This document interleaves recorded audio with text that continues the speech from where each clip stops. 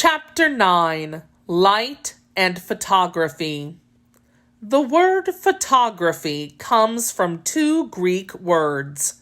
Photo means light, and graphene means to draw. So you might say that photography means to draw with light. The earliest ideas for making pictures using light came in the 4th century BC from a Greek man named Aristotle.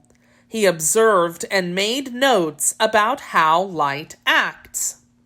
The first person to put Aristotle's ideas into practice was an Arab scientist, Alhazen, around 1000 AD. He made the first pinhole camera.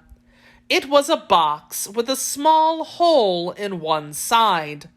Light from the outside came through this little hole and projected an image on the opposite side of the box. Alhazen used it to help him draw.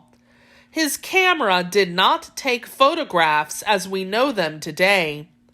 Others continued to experiment with and improve pinhole cameras.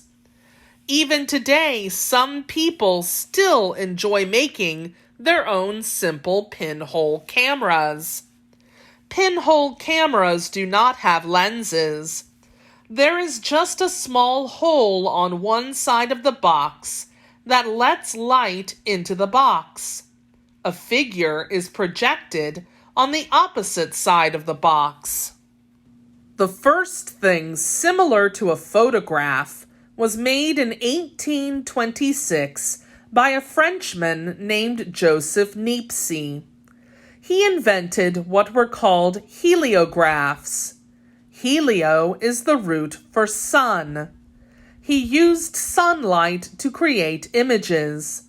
The sunlight mixed with a form of coal and some other natural chemicals on a square glass plate to make an image.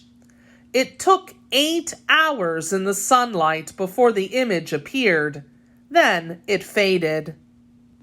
Another Frenchman named Louis Daguerre took Niepce's ideas and improved them. He was able to use light to create an image in less than 30 minutes. His images were called Daguerrotypes, named for their inventor.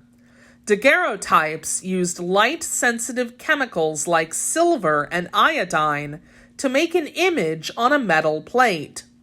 These became popular around the world. The late 1800s brought even more improvements to photography, thanks to some very creative inventors. One such inventor was the American George Eastman. In 1888, he invented flexible, rolled film that could replace the glass plates that were used in earlier cameras. The invention of film led to the creation of the box camera, which was a tight box with a simple lens. The camera had film that could take as many as 100 photos. People could take photos and then send the camera back to Eastman's company to print the photos. The company then sent both the photos and camera back to you. Ask to see your family's older photo album. Chances are that some of the much older photos may have been taken with a box camera. Color films were not invented until the late 1930s and early 1940s.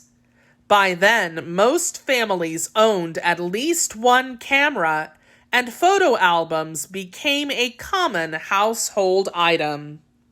Cameras improved at a fast rate around the 1950s. Instant photography was invented by Edwin Land, who sold his first camera in 1948. With his camera, 1 minute after you took the photo, you would have a fully developed photograph from the camera. These cameras were popular because people did not have to wait to get their photos. They had them right after they shot the photo with their camera.